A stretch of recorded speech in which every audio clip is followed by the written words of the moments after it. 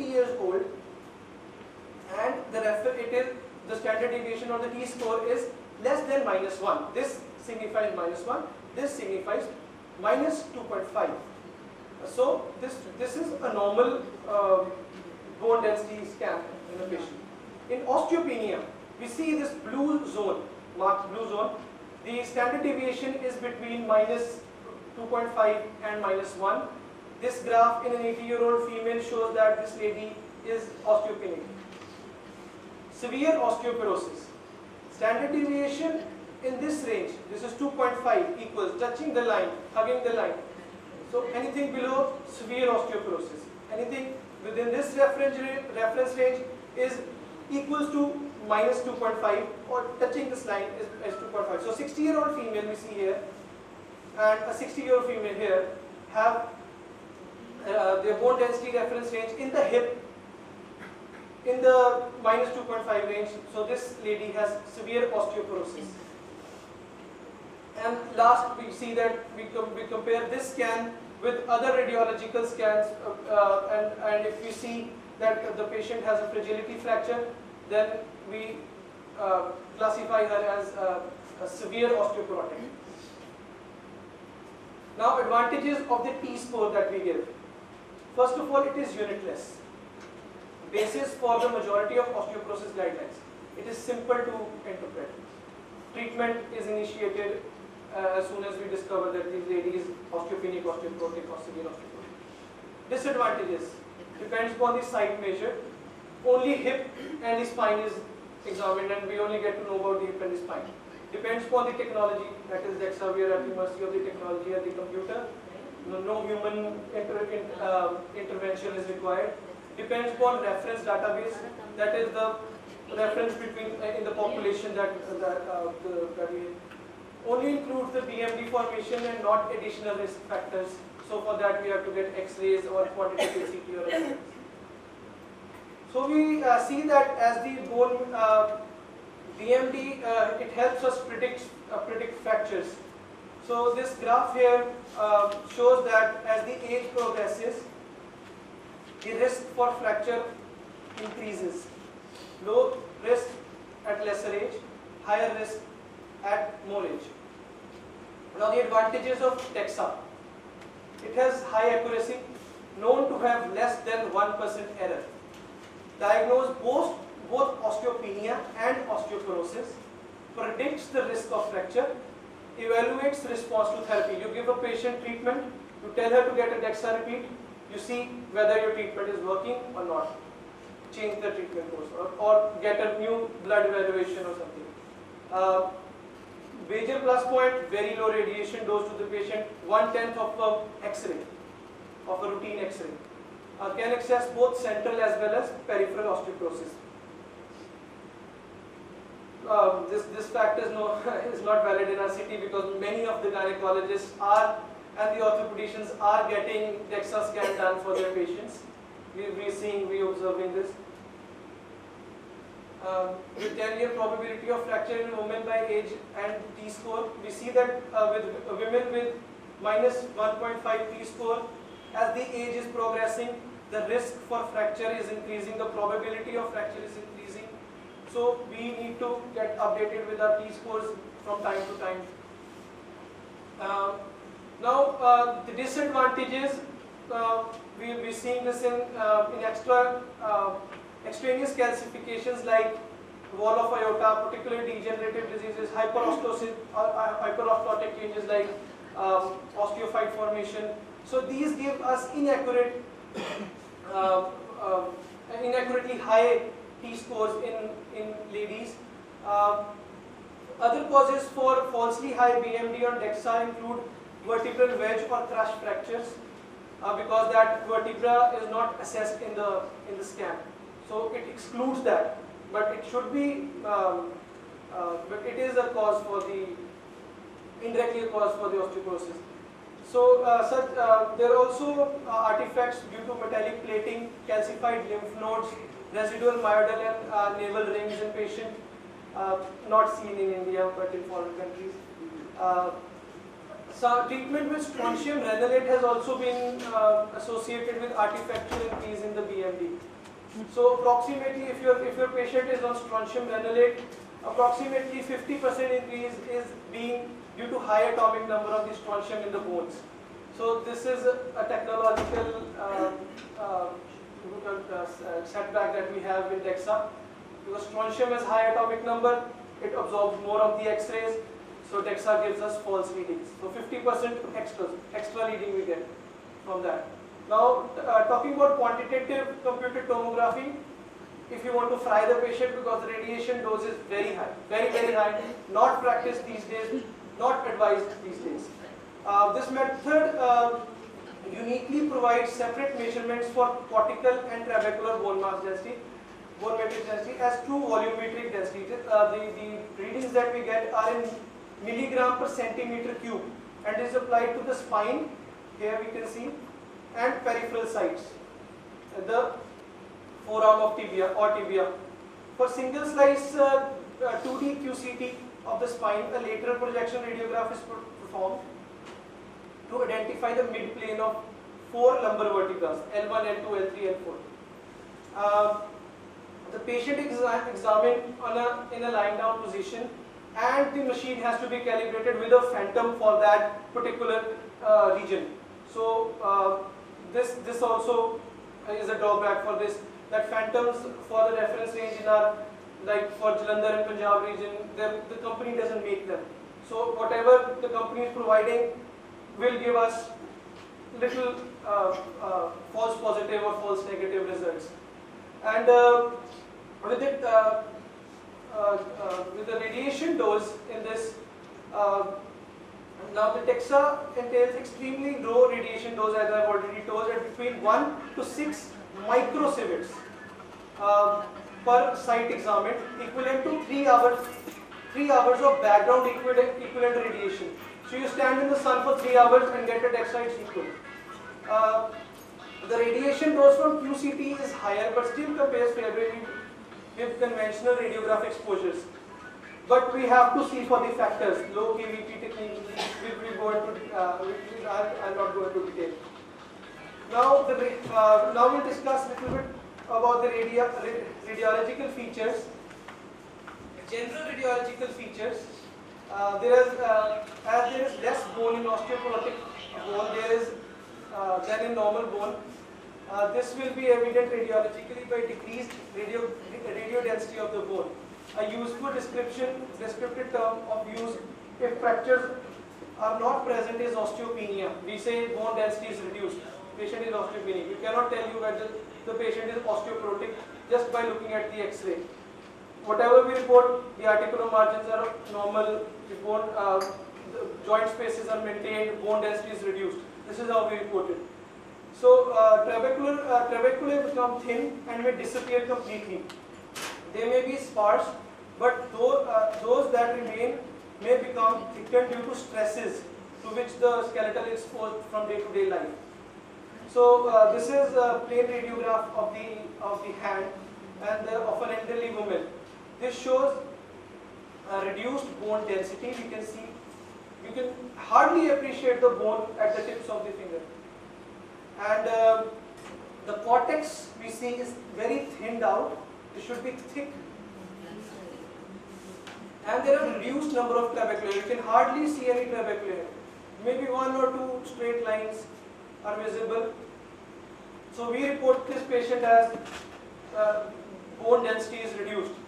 We cannot radiologically classify that there is osteoporosis in this radiograph. Now for spine, as this trabecular loss, the process of osteoporosis particularly involves the horizontally oriented secondary trabeculae, then the vertically oriented. So this sometimes is difficult to differentiate radiologically from hemangiomas. The vertical trabeculae usually become more prominent and thickened.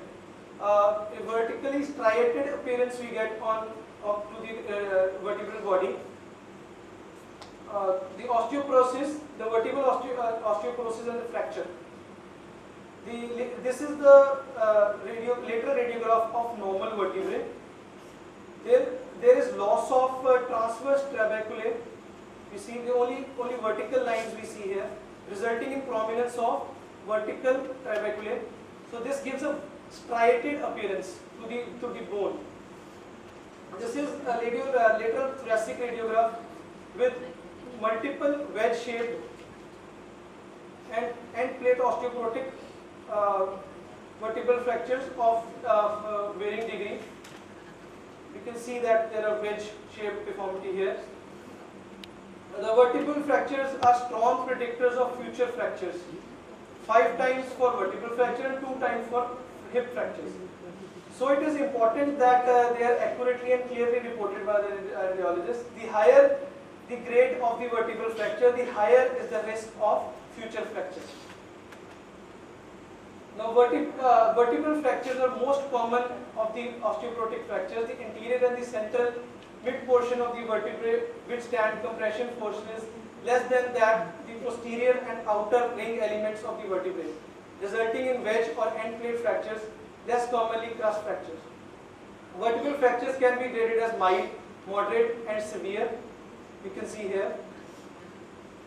The osteoporotic fractures occur most commonly in thoracic and thoracolumbar regions and result in progressive loss of height in affected individuals.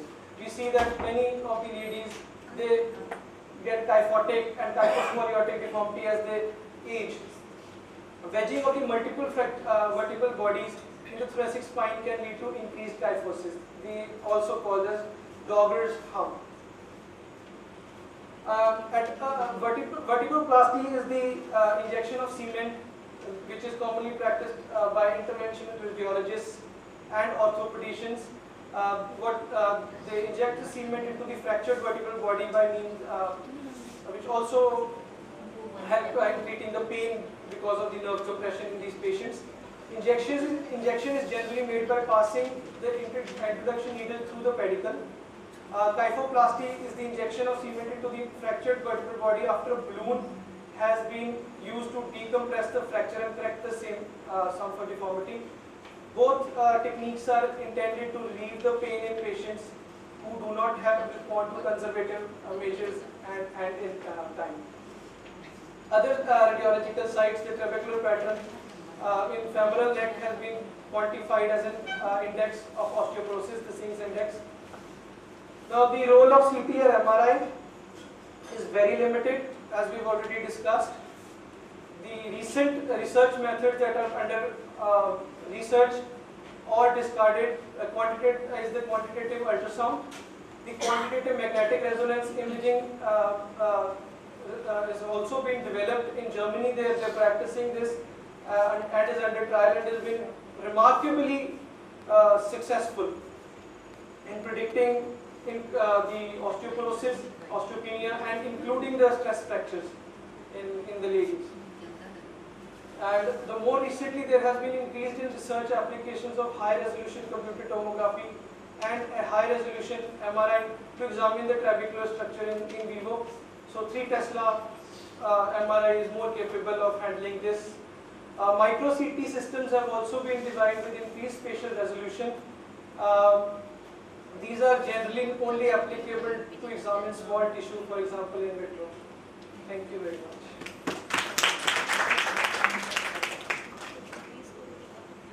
Thank you, Dr. Mal, for telling us about the radiological aspects of osteoporosis and assuring us that we are not senile as yet, because senility comes only after 75. We will always be grateful, ma'am. Any questions from the audience?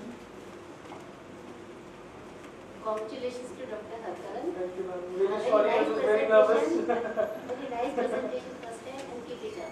I'll try to be more practically oriented next time. It was more theoretical than practical because I've just finished my post-graduation. I want to ask just one question from Dr. Sarkar or Dr. Jalandhar. So, is there any role of cement injection in the fracture osteoporotic disease? Do you have any reports or are you using it or better healing? Yes, ma'am.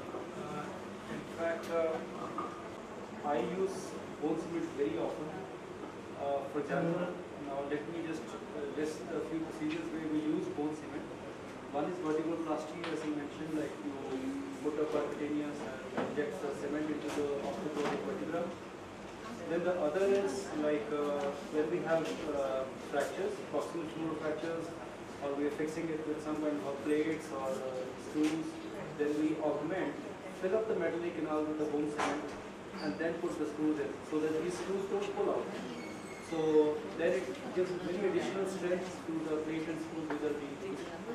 In fact, because very old patients, 70, 80 years old, I watch my words when I now say old. So these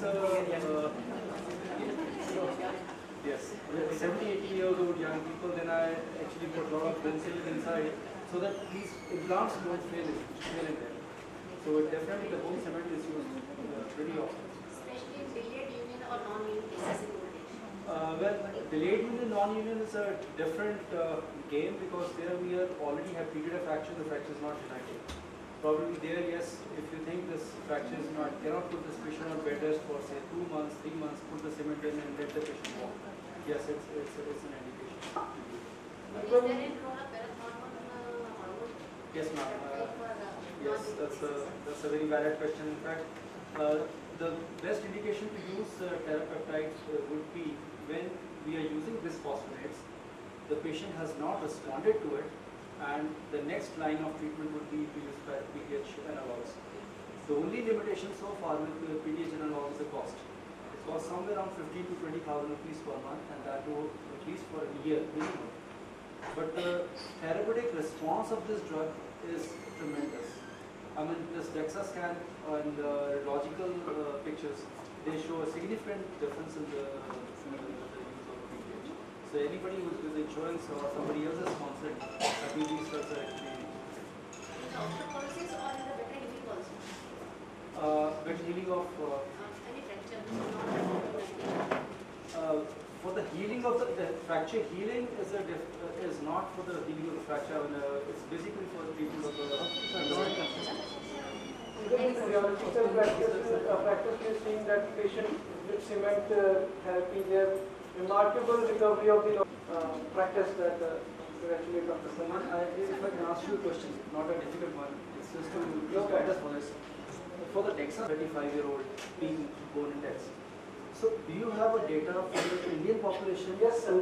Yes, sir. The company predominantly is GE, the only company that is providing. So they have their research team through research they have covered. They have done research in Delhi. They have done research in the surrounding areas, and then they have come up with the data fed into their computer-aided diagnostic system. So every time we take a DEXA scan, the reference is the North Indian population. So it is not being over-diagnosed by comparing with any No, Caucasian it is not foreign. It is not foreign. We can also change that if we research and acquire our own data. We can even change that in the computer. So the computer will take that as a reference image. So this is all reasonable. I'd like to add one point. Therapy at 7,800 a month. So you can definitely prescribe teriparatide for very severe osteoporosis, as Dr. Sagar pointed out, not responding to bisphosphonate therapy. And you must give it for a minimum of 6 months. And there is a good marker, P1NP, which is a bone turnover marker, CTX and P1NP, which is available for free with these companies if you buy from them. And you can repeat this P1NP marker because sometimes these are subjective. To get a bone DEXA to look good, it may take a year or a year and a half. Yes. But P1NP and CTX markers will tell you at 3 months or 6 months whether teriparatide has worked and your bone turnover has improved. Is there any side effect of this law? So that there is a high risk of fractures. If we are over-treating and continue to use this PTH analogs, there is a study from AIMS where they found increased density in the bones, and which they thought that it is a stronger bone, but actually it was getting brittle over the period of time. So the use of this bisphosphonates and PTH has to be limited time.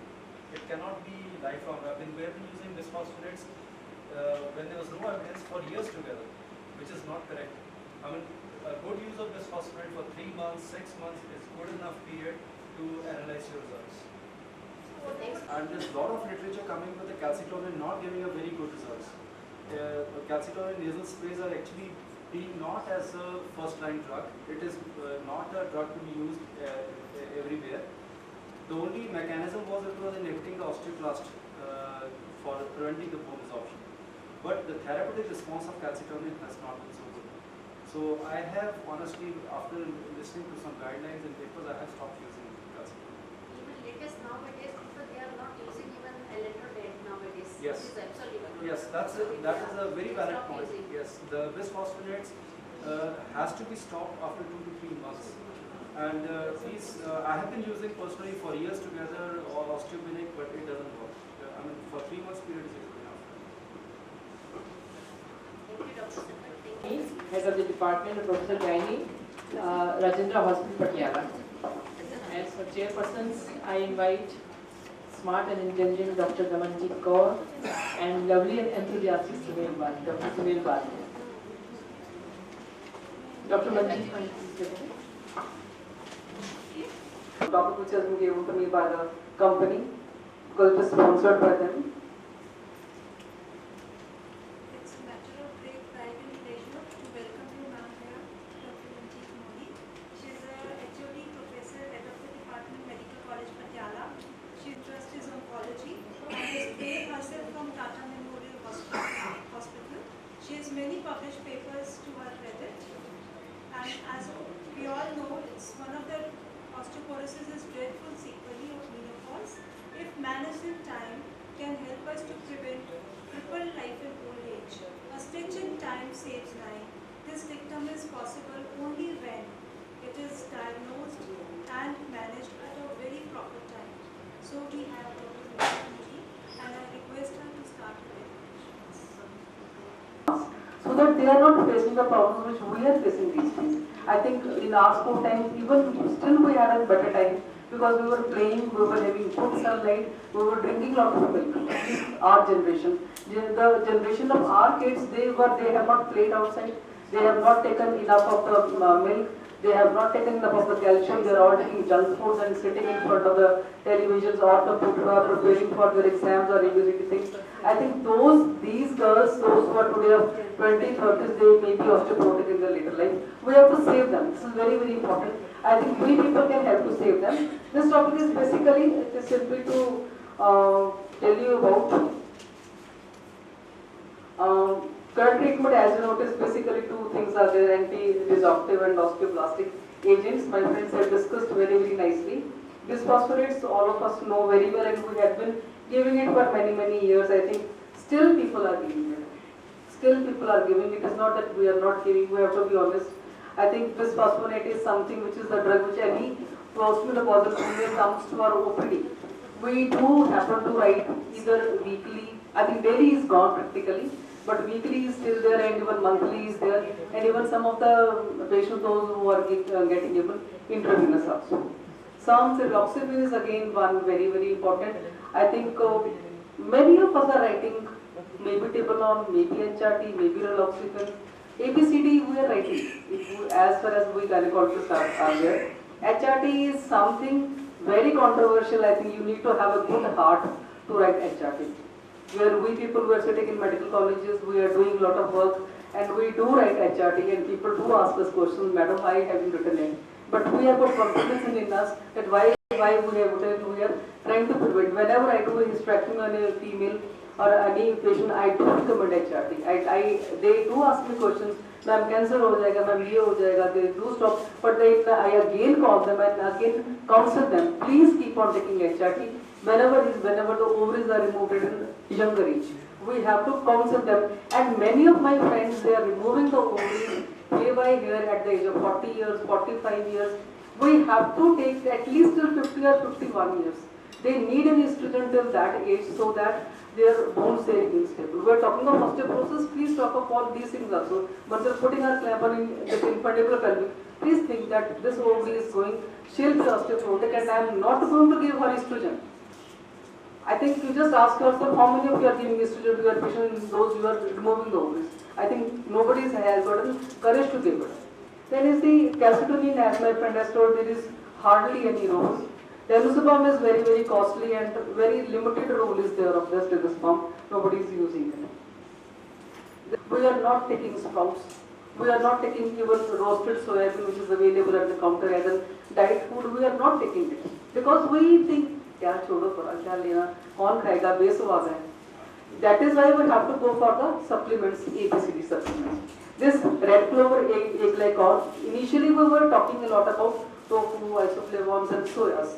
These days this company is talking about the red clover egg glycon, which they say they have got basically 4 things: biotinine, geneticin, diazine and the formulins. Basically red clover egg glycon, it is working as estrogen. If you just see the structure, it is basically working as estrogen. So it is again working as an alpha receptor and the beta receptors. So the beta receptors which are there, which is having a good effect, that is on the brain, bone and the heart. Then is the alpha which has got no or the least effect is the uterus and the breast. So this is the importance of this. That is why we are comfortable to give red clover egg glycans, because they are working good on the beta receptors. Then you see, this has got basically 4 parts: diazine, geneticin, formulin and the albumin. So this diazine is having, this is basically all of them, all these 4, they are working, they are anti-disruptive. So they are going to work on this. So they are going to inhibit the osteoclast differentiation and the activity. They are putting an increased apoptosis of the osteoclast progenitors, which are mediated by the beta estrogens. It also increases the osteoblastic activity. Geneticin from RCI, it has been shown to stimulate the osteoblastic bone formation. Studies they have reported as RCI mediated stimulation of the osteoblastic, that is a cell responsible for the bone growth. They promote the activity. Basically they say that if you give it at least for 24 months, means for about 2 years or so, then definitely the BMD is going to increase. So they have gotten reducing the osteoclastic and increasing the osteoblastic activity. So they are again companies trying to compare red clover egg glycon and the soya isoflavones. Soya, because they say that red clover they have got 4 of the isoflavones, that is the biotinine, diazine, geneticin and the formulin. Soya isoflavone they have got only 2 things: diazine and the geneticin. I have gone to the literature. Basically the biotinine has got in big literature, lot of articles are available. They are talking, they are comparing it for the bone structure and the bone formation, but they are having some anti-adipose action also. That is why this company is also not talking much about it. If you just go and read, there is a latest article in 2014 which is available. They are talking that this drug is working on the stem cell level and in the cases of the adipose cells. Maybe after a few years this drug may be ghosted or seen as some another drug. These are more active because they are available as a glycon itself. So the isoflavone, they have to be converted into that. They are more bioavailable. They have got more reduction in the vasomotor symptoms by red clover, and it is less by the isoflavones. As far as vasomotor symptoms are concerned, I do not know how much all of these drugs they act. I don't agree, because we had been writing Minoflav, we had been writing Minopace, we had been writing HRT, we had been asking them to do exercise. One of my patients, I have given her even the higher drugs also, beta blockers also. I think it is something with the age it is going to pass on. So symptoms, hot flushes, they are something which need lot of counseling and their diet modification and their modification of their lifestyle. That is more important than anything else.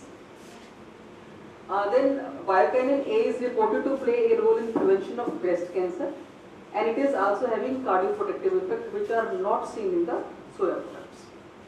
These are the various studies which have been done by various, they have taken, basically these are good because all of these, they are the RCTs, and they have taken a different dosage of the various drugs. They have taken the maybe 28 milligram, 57 milligram, and all of them they have been able to convey only one thing is that BMD is increased with all of these drugs. As far as comparison with, if I say total scientific comparison is not available as far as soya or the isoflavones and about the red clover. Then second thing which is lying over in this is the vitamin K27. I think my orthopedic surgeons, they have not discussed much about this vitamin. How much it is relevant, I do not know about it. Only as far as the literature which I have gone through, or my patients, they have been put on vitamin K by my another colleagues. whenever the patient is having backache, we do refer our patients to our orthopedician friends, or sometimes go to our medicinal friends. They do put their patients on vitamin K. How much it is relevant, even it is very difficult for me to say. I will be asking them, but they say that these vitamins, they are necessary because they are having basically osteoblast. They are produced and they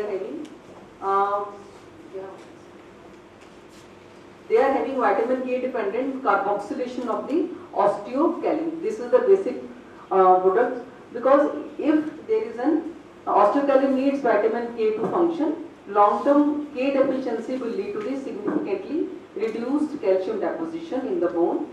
Calcium can accumulate in the arteries if vitamin K is not there, leading to the atherosclerosis and its complications. So they say that there is an under-carboxylated osteocalcin. It was significantly increased in the patients